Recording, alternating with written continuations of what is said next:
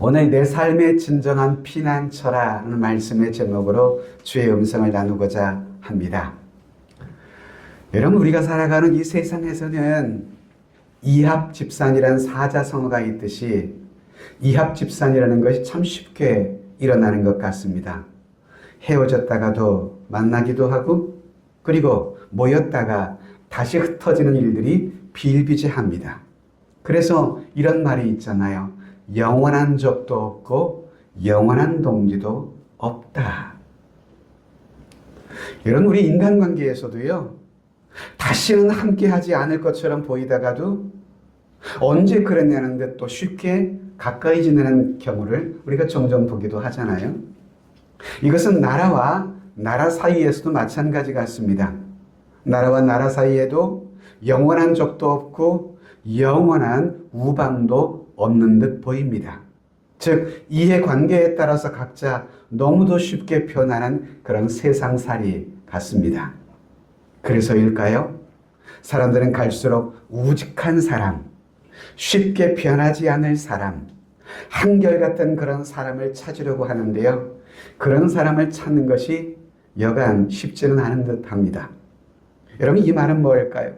믿을 만한 사람을 찾기가 점점 쉽지 않는 시대이다, 이 말입니다. 저 사람만큼은 결코 변하지 않을 것이라 생각을 합니다. 저 사람만큼은 나를 배신하지 않을 것이라 이렇게 생각을 합니다. 그런데 이것도 경우에 따라 다를 수도 있어요. 여러분, 조폭처럼 옳지 않은 일에까지 의리를 지키는 것이 과연 의로운 일인가? 우린 고민을 하게 만들기도 하죠.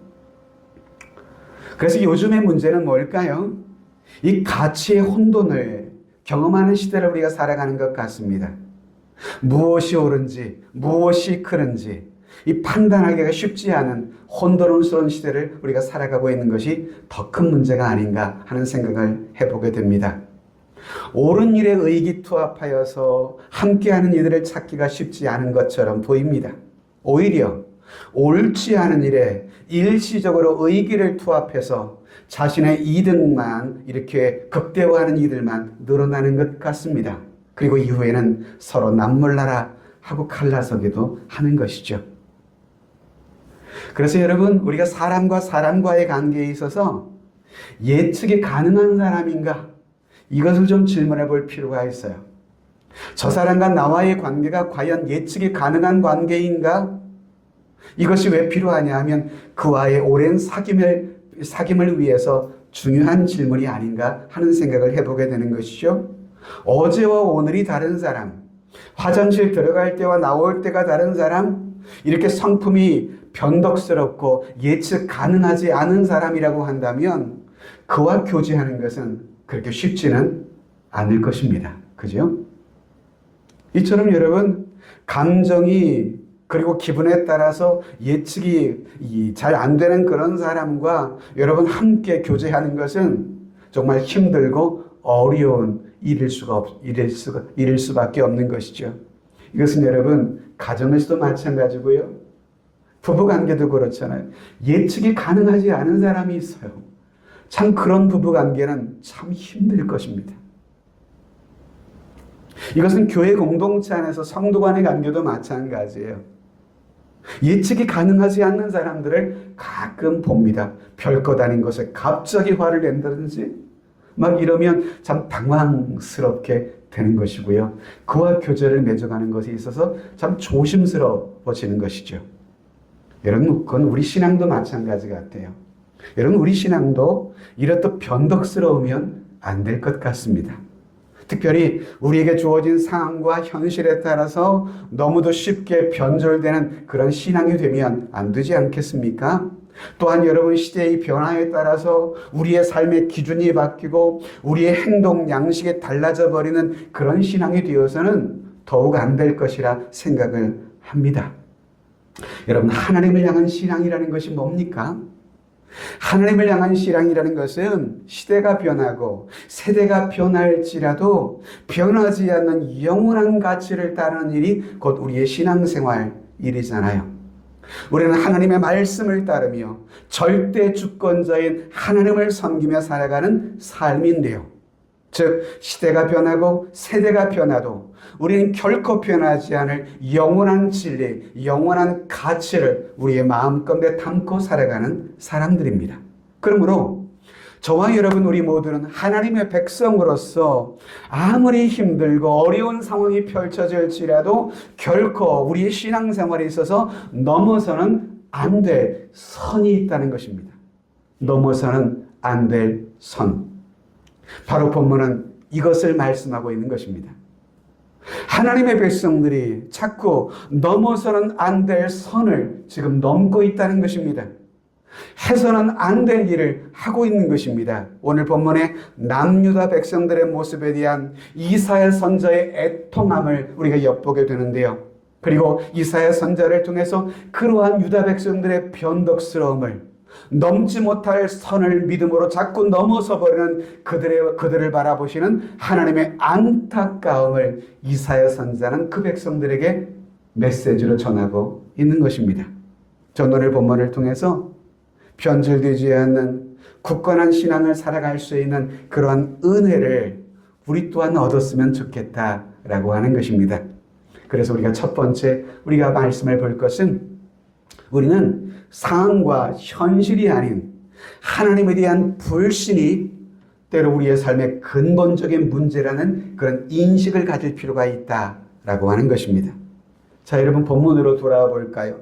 본문 당시 남유다는 당시 왕이 히스기야 왕의 시대인 것으로 보입니다.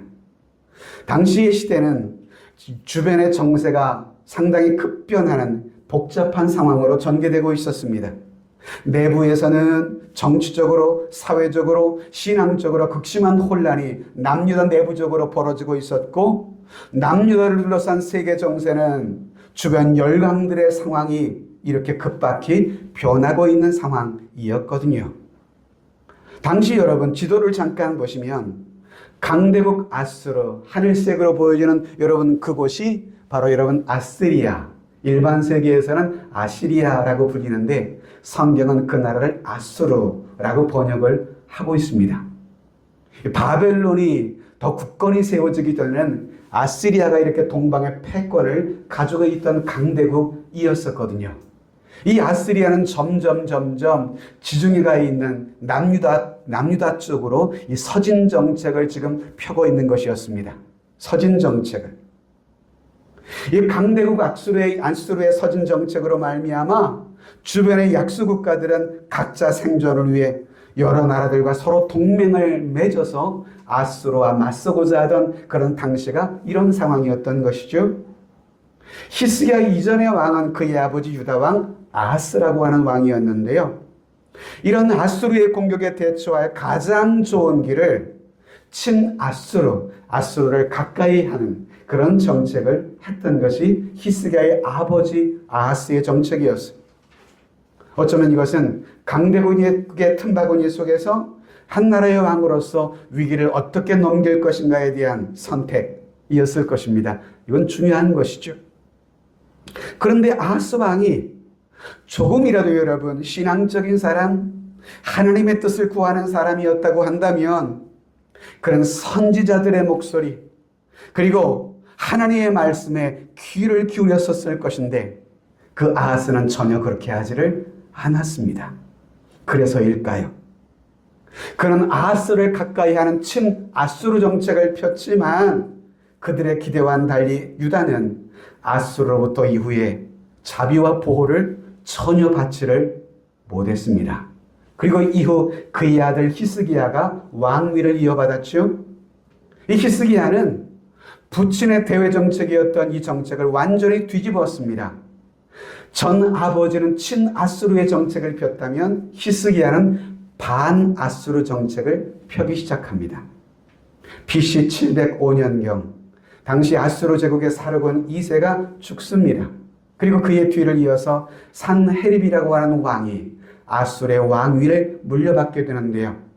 이때 잠시 아수르의 압박이 세계를 향해 잠시 완화되고 있는 시기였거든요. 자, 이렇게 되자 유다의 정치인들 중에 일부는 반아수르 정책의 일환으로 애칭 애굽 정책을 펴자라고 제안하기 시작합니다. 애굽이 어디 있을까요? 왼쪽 아래 하단이 바로 에집트, 애굽 아닙니까?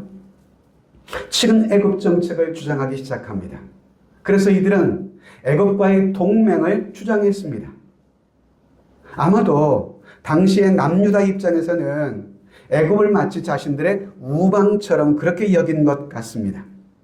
당시 애굽도요, 오랜 동안 팔레스타인 지역의 패권을 갖고 있던 강대국 중에 하나였었거든요. 전 이 당시의 이 성경 당시의 이 역사와 시대적인 상황들을 가만히 보면 이 성경의 역사와 오늘 우리 대한민국의 모습이 너무도 오버랩되는 것 같습니다. 겹쳐 보입니다. 여러분, 이 이스라엘이 남유다와 북이스라엘로 나뉘어져 있었듯이 우리 대한민국도 지금 북한과 남한으로 나뉘어져 있지요. 그리고 여러분, 이 유다의 소위 북쪽에는 아수르와 그리고 바벨론이 이렇게 있는 것처럼 우리나라의 북쪽에는 어떤 강대국이 버티고 있습니까? 중국과 러시아가 지금 버티고 있습니다. 이런 중에 여러분, 북한은요, 중국과 러시아와 연합하여 남한을 위협하고 있는 것이 현재 대한민국의 그런 정세이잖아요. 물론 중국과 러시아는 한때 남한의 주요 정적인 경제적인 교역국이 되기도 했습니다마는 현재는 마치 적대국처럼 그렇게 보입니다. 이런 상황에서 유다가 과거 애굽과 동맹을 맺으려 했듯이 우리나라는 남한의 전통적인 우방은 누구로 여기고 있나요? 지금 미국으로 여기고 있죠. 이번에 대통령께서도 일본과 미국을 순방하면서 한미일의 공조를 다시 한번 세우는 그런 계기가 됐다라고 정치권은 평가하기도 하는데요. 이렇게 동맹을 굳게 맺는 것이 우리나라의 안보에 필요하다라고 생각했기 때문일 것입니다. 자, 여러분, 이처럼 남유다는요, 이 아수르를 대적하기 위해서 애굽과의 동맹을 견고하게 하기 위해서 사신을 파송하는 것입니다. 자, 오늘 본문은 이런 상황에 대해서 이사야 선자의 통렬한 비판의 메시지가 오늘 본문에 담겨 있는 것입니다. 한마디로 이사야의 말은 애굽을 의지하지 말라는 것이었습니다. 실제 이 애굽은요, 아수르의 산헤립 이후에 대군을 이끌고 유다를 공격해 왔을 때 여러분, 남유다에 아무런 도움이 되지를 않았습니다. 이 애굽은요. 그럼에도 오늘 본문의 유다는 그런 애굽을 의지하려고 외교적 수단을 강구하고 있는 것입니다. 선지자는 이런 안타까운 상황에 대해서 책망하는 메시지를 하고 있는 것입니다. 자, 여러분, 오늘 본문에서 이사야 선지자의 핵심의 메시지가 뭐냐 하면 바로 이것입니다. 너희들이 만난 이 상황을 어떻게 이길 것인가에 대한 방법론을 이사야는 전하지 않고 있습니다. 선지자의 메시지의 핵심은 무엇에 두고 있는가 하면 이 남유다 백성들의 불신, 하나님의 백성들의 불신, 소위 하나님을 신뢰하지 않고 있는 저들의 불신앙을 통렬하게 책망하고 있는 것입니다, 지금. 자, 여러분 생각해 보세요. 이스라엘이라는 나라에게 있어서 애굽이라는 나라는 어떤 나라였었습니까? 그 나라는 유다에게 있어서 어떤 존재입니까? 여러분, 이 이스라엘 백성들의 조상은요, 과거 애굽에서 400여 년간 종살이를 했었잖아요. 그런 이스라엘이 애굽의 굴레에서 벗어나기까지 어떤 과정을 여러분 이스라엘은 겪었습니까? 애굽의 하나님께서 10가지 재앙을 내린 후에야 애굽의 바로는 이스라엘 백성을 내보냈어요. 오늘 그것을 우리는 수요일마다 출애굽기를 통해서 지금 말씀을 듣고 있잖아요. 마지막 재앙, 애굽의 모든 가정의 장자들이 죽는 아픔을 겪고 나서야 애굽은 드디어 항복을 합니다. 그리고 택한 백성들을 내보내죠. 장자의 이런 죽음과 아울러 이스라엘 백성들은 하나님의 말씀대로 어린 양을 잡아 그 피를 뿌리고 바람을 통하여 애굽의 굴레로부터 자유를 얻을 수가 있었거든요. 자, 여러분, 이스라엘 과거 애굽으로부터 자유를 얻고 하나님의 인도와 보호 가운데 약속하신 그 땅으로 가는 그 여정은 그렇게 시작이 됐습니다. 전 이것을 통해서 두 가지를 깨닫게 되는 것 같습니다. 그 첫 번째는 뭐냐 하면 여러분, 우리가 얻고 있는 이 자유라는 것이 얼마나 힘든 과정을 통해서 얻는 것인지, 또한 우리들이 이 자유를 누리지 못하도록 사단은 지금도 애굽의 마치 바로처럼 집요한 방해가 우리에게도 여전히 차지하고 있다는 사실을 우리는 깨달을 수 있게 되는 것입니다. 과거 바로가 그 백성들을 끝까지 놓아주지 않으려고 그들을 붙잡고 있었듯이 지금도 여러분, 세상에 사로잡혀 있는 우리들을 사단은 놓지 않으려고 우리를 꼭 붙들고 있는 것입니다. 지금 그렇지 않나요? 얼마나 한 영혼이 구원받는 일이 여러분 얼마나 어려운 일인지요. 이번 주 화요일부터 전도대가 다시금 시작을 합니다마는 어떤 목사님이 전에 만나서 교제했더니 개척하고 나서 전도지를 2만 장, 3만 장을 2, 3년에 걸쳐서 계속 뿌렸음에도 불구하고 전도지를 들고 교회 오는 사람은 단 한 명도 없더라.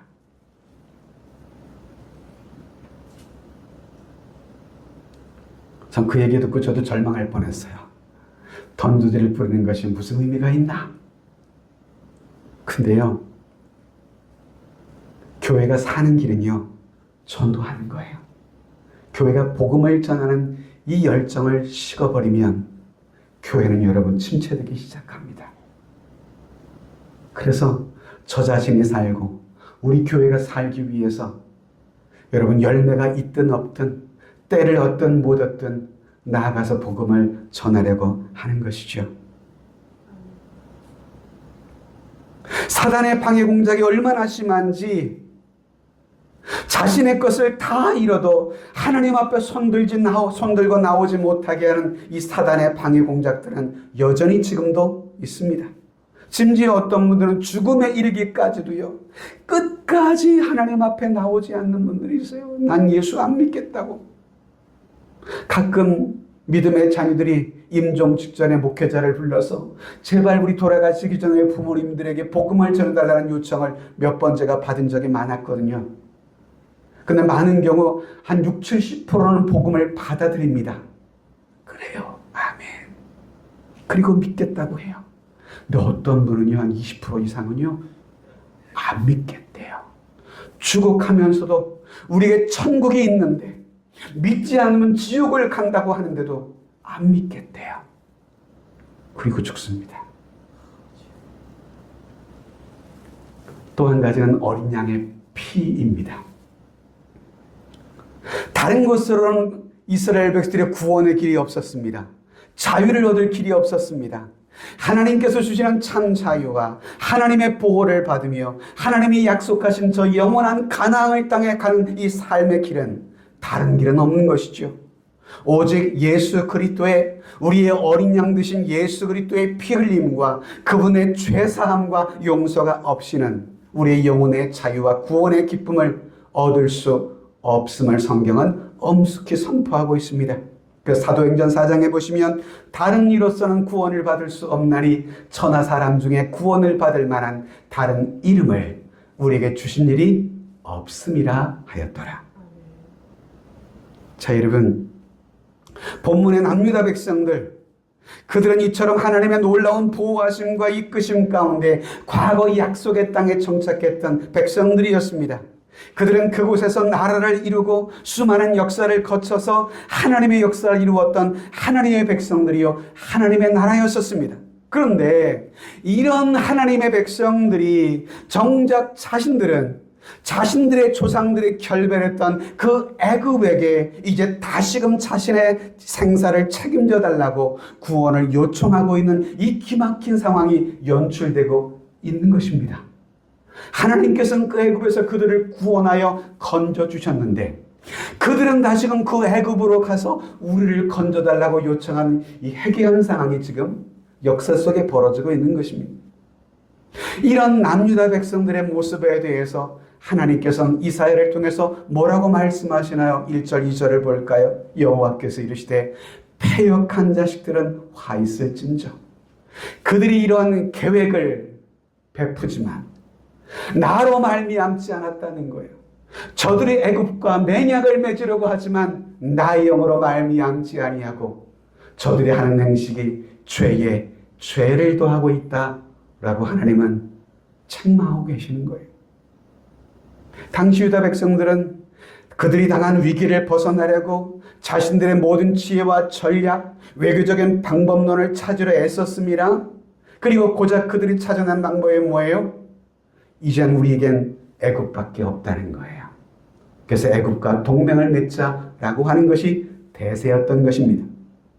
그러나 그것은 결국 하나님의 방법이 아니었습니다. 그들은 하나님의 백성임에도 불구하고 그들이 당면한 삶의 위기 앞에서 하나님 앞에 묻지를 않았습니다. 하나님의 뜻이 무엇인지를 여쭙지 않았습니다. 그저 아수르를 자신들이 대적하게 쓸 카드로 애굽을 이용하는 방법밖에는 없다라고 생각을 했은 것입니다. 그래서 애굽에게 사신을 보낸 것입니다. 그러나 이 또한 하나님께 묻지 않았습니다. 자, 묻습니다, 여러분. 이 남유다 백성들에게 있어서 도대체 그들이 믿는 하나님은 어디로 간 것일까요? 그들에게 하나님은 도대체 무엇을 하시는 분이라고 그들은 생각했기 때문일까요? 그들에게 하나님을 믿는다는 것은 도대체 어떤 의미일까요? 무엇이 하나님의 백성들임에도 불구하고 하나님을 이처럼 불신하게 만드는 것일까요? 생각해 봅시다. 저와 여러분들은 어떤가요? 우리도 언제든 세상의 기업, 세상의 향수를 따라서 옛 습관, 옛 사람으로 돌아가기 쉬운 소위 이 못된 죄악의 DNA가 우리 안에 내재되어 있는 존재들이 저와 여러분들이 아닌가요? 그래서 언제든 우리의 삶과 현실에 따라서 불신앙의 그늘로 다시 되돌아가기 쉬운 존재들이 바로 저와 여러분들이 아니냐 이 말입니다. 그러하기에 중요한 것은요, 삶과 현실의 문제가 아니라는 거예요. 정작 문제는 뭐라고요? 하나님을 신뢰하지 못하는 불신의 문제라는 겁니다. 불신, 진짜 문제는. 그래서 우리가 점검해야 하는 것은 내가 처해 있는 현실, 내가 처해 있는 상황의 문제가 아닙니다. 어떤 상황, 어떤 현실을 만났을지라도 우리의 믿음의 사람들은요, 믿음으로 반응할 수 있어야 한다는 거예요. 도저히 내 눈에 길이 없는 것처럼 보일지라도 우리는 하나님을 신뢰함으로 그분을 의지할 수 있어야 한다라고 하는 것입니다. 할렐루야. 주만 바라볼 수 있어야죠. 그래서일까요? 우리에게 문제는 내 삶에 하나님을 과연 중심에 두고 있는가, 그렇지 않는가, 이게 문제인 것 같습니다. 이것은 나라의 문제도 마찬가지고요. 공동체의 문제도 마찬가지고요. 우리 가정과 개인의 문제도 마찬가지입니다. 결국 우리의 모든 삶의 해답은 하나님께 있는 것입니다. 하나님께서 그래서 하나님의 때, 하나님의 방법으로 그분은 우리의 삶에 역사하시사 해결해 주시는 그런 분이시거든요. 문제는 무엇에 있다고요? 불신에 있다고요. 두 번째는 아무리 어려워도요, 넘어서는 안 될 선이 있다는 것입니다. 이렇듯 하나님의 백성들이 의지해서 힘을 얻고자 했던 그 애굽, 하나님께서는 저들이 의지하는 그 애굽이 오히려 너희들의 수치가 되고 수욕이 될 것이라고 3절에 말씀하고 있습니다. 같이 한번 읽어볼까요? 그러므로 바로의 세력이 너희의 수치가 되며 애굽의 그늘의 피함이 너희의 수욕이 될 것이라. 하나님께 묻지도 않고요, 자신의 머리, 자신의 정치력, 외교력을 의지한 그들이 믿었던 그 애굽이 그들에게 도움이 되는 것이 아니라 무엇이 되게 하시겠다고요? 수치와 수욕이 될 것이다 라는 거예요. 하나님은요, 우리가 하나님보다 더 의지하는 것이 있어서 하나님을 외면하는 우리의 그런 모습을 하나님은 아파하시고 힘들어하시는 분이세요. 참을 수 없어 하세요.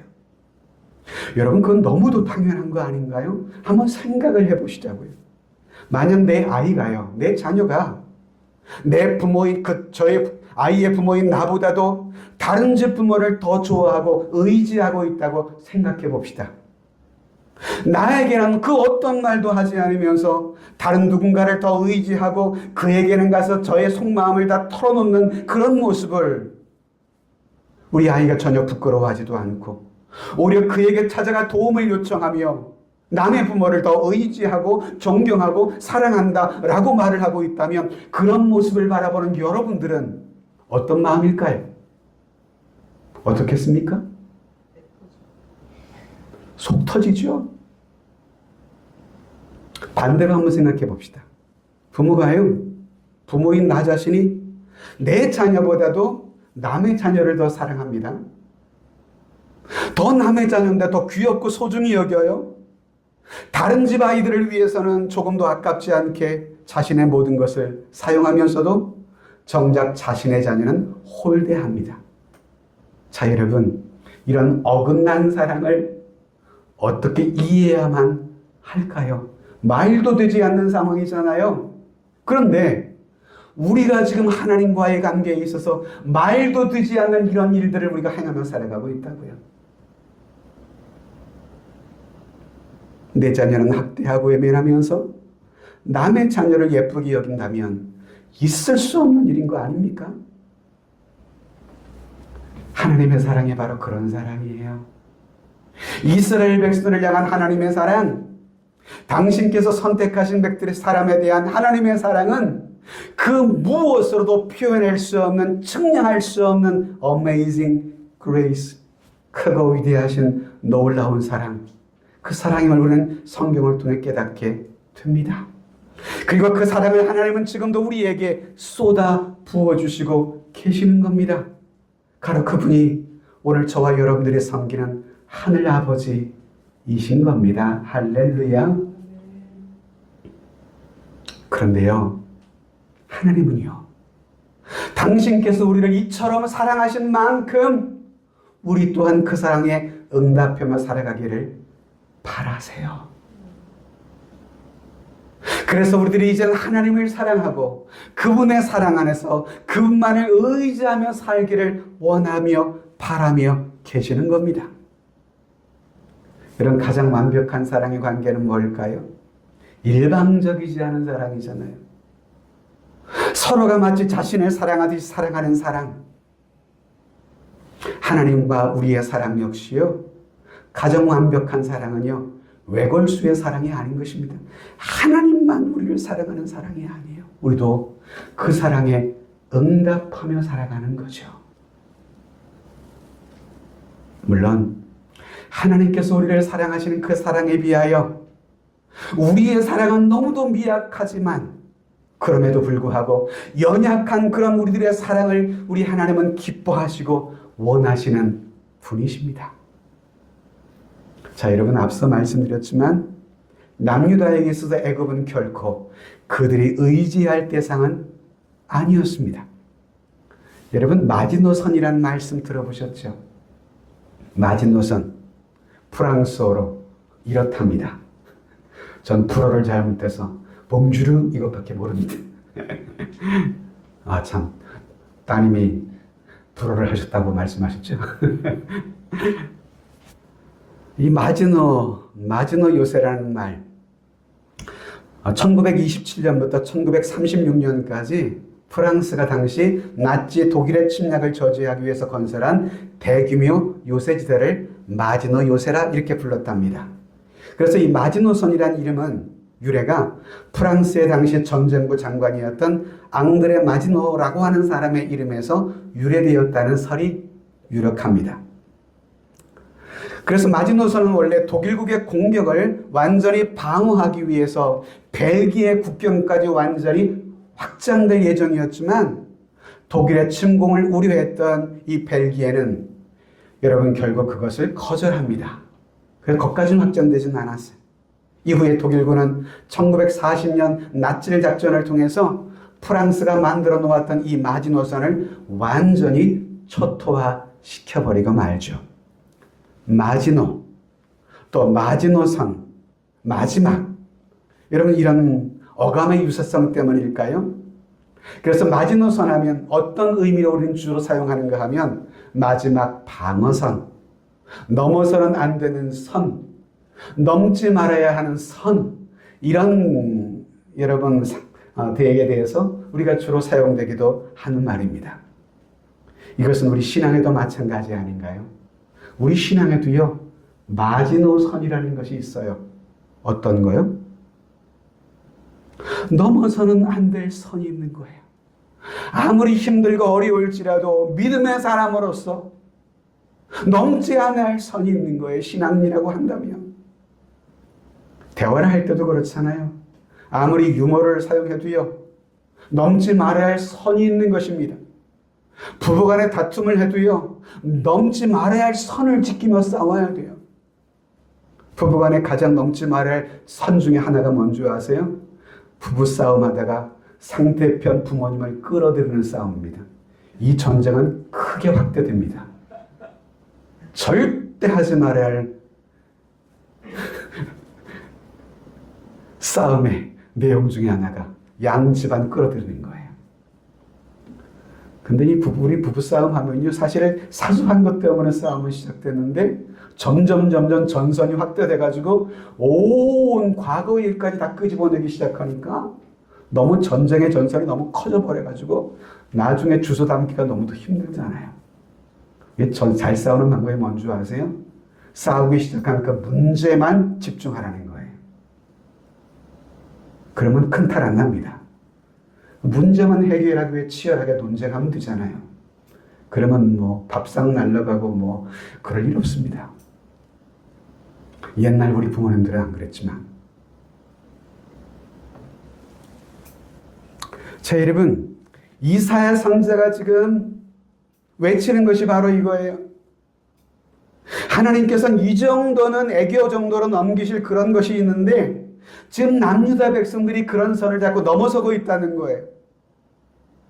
연약하고 부족해서 넘어지는 것이야 하나님이 애교로 받아들이실 수 있으시겠죠. 그런데 문제는 의도적으로 하나님을 거역하고 의도적으로 믿음의 길이 아닌 패역의 길을 걸어가는 것을 하나님이 어찌 그대로 두실 수 있을까요?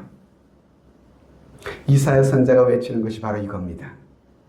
애굽을 의지하고 있는 너희들의 그 행태, 그것은 택한 백성으로서 너희가 넘지 말아야 할 마지노선이라고 말씀하고 계시는 겁니다. 너희가 애굽의 손을 내미는 것은 너희가 선을 넘는 것이야. 애굽과 동맹을 맺는 것, 선을 넘어도 한참 넘는 것이야.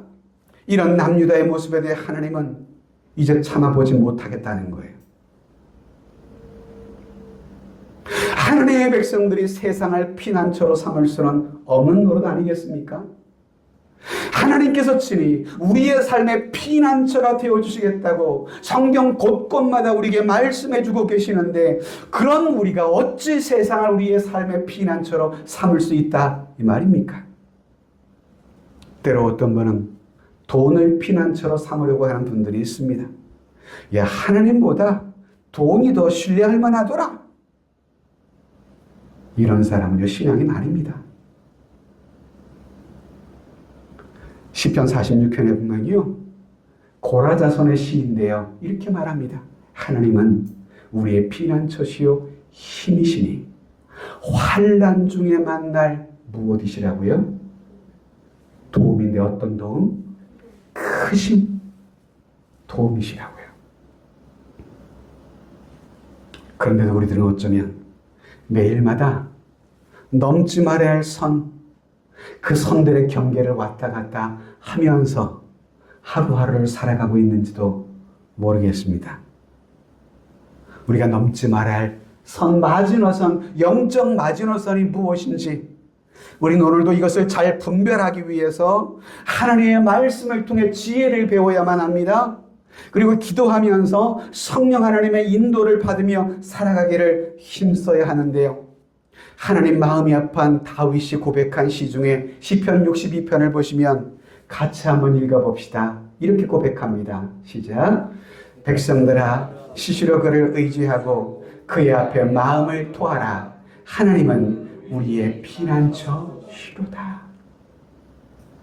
어떤 상황, 어떤 어려움 속에 우리가 처해 있나요? 그때마다 시시로라는 말은 every time, 매 순간순간마다 하나님을 의지하고 내가 만난 이 답답하고 기막힌 상황을 가지고 하나님 앞에 나와 여러분들의 마음을 토하라는 거예요. 그러면 하나님께서는 우리의 무엇이 되어주신다고요? 피난처가 되어주신다고요. 묻습니다, 여러분. 하나님께서 여러분들의 피난처가 되심을 믿습니까? 그렇다면 세상을 내 삶의 피난처로 삼지 마십시오. 애굽을 내 삶의 의지의 대상으로 삼지 마십시오.